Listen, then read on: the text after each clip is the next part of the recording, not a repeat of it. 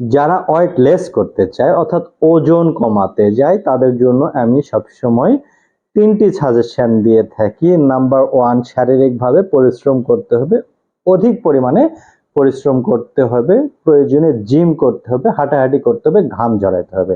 Number 2, তেলে ভাজা বা তেল চর্বি জাতীয় যে খাবারগুলো আছে সেগুলোকে পরিহার করতে হবে। ফাস্ট ফুড যারা খায় তাদেরকে এগুলো পরিহার করতে হবে, সুষম খাবার খেতে হবে।